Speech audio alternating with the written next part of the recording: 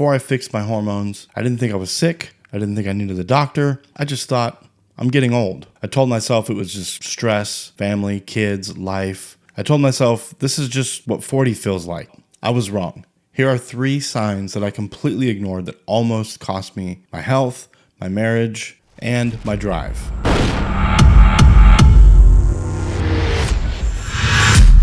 Welcome to Midlife Grind. My name's Ben. Let's talk about the symptoms that nobody talks about. All right, before I give you this list, I want to be honest about why I ignored these things for so long. I'm a guy who's not afraid to get his hands dirty. I'm not afraid to put in the effort and try.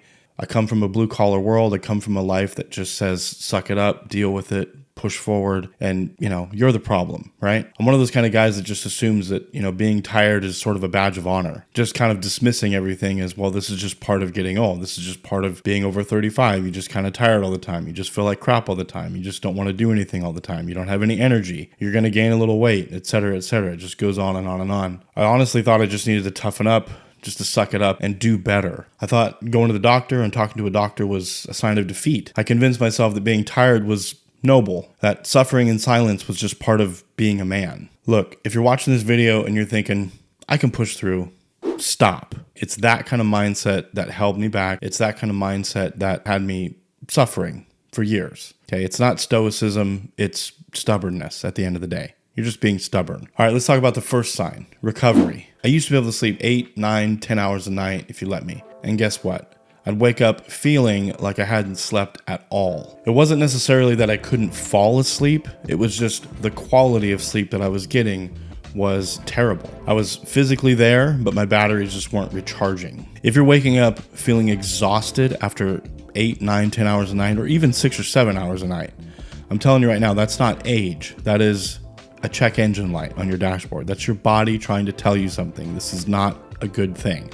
All right, next is one that I think gets overlooked a lot. A lot of the conversations surrounding these symptoms talk about libido and low drive and things like that. And that's great. And those are wonderful things to fix. But one I think that gets overlooked and doesn't get enough attention is decision fatigue, or just being indecisive. We've all been there. We've all had the scenario where, it's Sunday after church. I know I've been there. Sunday after church, going to go out to lunch with my wife, my family, some friends, and it comes up, where do you want to go for lunch? Or maybe you're going on date night, you're going to go out with your wife to dinner or something. Where do you want to go to eat? And it's always the same. I don't know, what do you want to do? We go back and forth with that. We spend 10, 15, 20 minutes trying to figure it out. We have this Canadian standoff where we're trying to defer to the other one. But in reality, what's happening is you're just overwhelmed. You just can't process this. Your brain is, you're not having it. And you would rather just not make the decision. That is what they're talking about when they talk about low confidence. You don't have a lot of confidence in the decisions you're wanting to make. You might think, no, I really want to go to the Outback, but you're afraid to say that. You're afraid to make that decision. When it comes to, disciplining and correcting your children, you might defer in some way to your spouse because you don't know what to do, or you go overboard and you do too much, which is also a lack of confidence. You're so insecure that you have to overcompensate with being loud and being aggressive and being violent or whatever. And so it's the opposite effect. You're too confident, because you're making up for what you think you don't have. But when you fix this, all of that changes. Now it's, where do you want to go for lunch? I want to go here. Is that okay with you? I want to go here for dinner. I want to have this for dinner. Yeah, there's obviously times you defer to your wife because you love your wife and you want to, say, you make the decision. But you're making the decision to say, I'm not going to make the decision. You make the decision, which is a different thing than going, I don't know. That's a different thing, totally different. And that brings us to number 3, the disconnect between effort and results. At the time, pre-TRT, I was training jiu-jitsu, I was working out all the time, and I had been working out for a little while. And what I kept running into was, I'm putting in a lot of effort, and I'm just not seeing the results that I feel like I should be seeing. Now, granted, people will argue, and I'm sure people are going to argue in the comments, well, it's because your diet's trash. Well, My diet wasn't necessarily trash. It's not perfect. I'm not only eating, ribeye steaks every day, and I'm not a full carnivore, anything like that.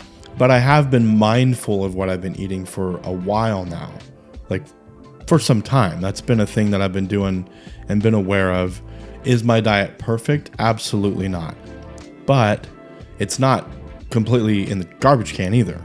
So that being said, I know the effort I'm putting in, I should be seeing results. I should be feeling better by now.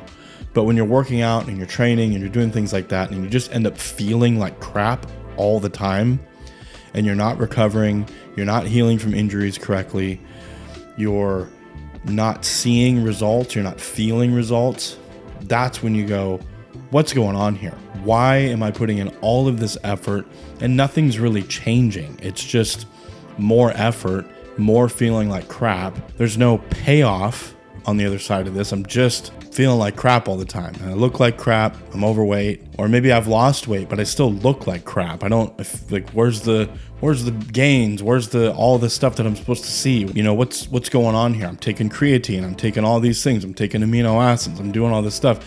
And it just doesn't seem to be paying off the way it should be paying off. And honestly, the worst part is recovery, like just dealing with any sort of injuries or bumps, training jiu-jitsu, swinging kettlebells, things like that. You're not 20, 25, 30 years old anymore. And doing those things, you need recovery. And when your body's not able to recover correctly, you feel that. You take that with you to the next class.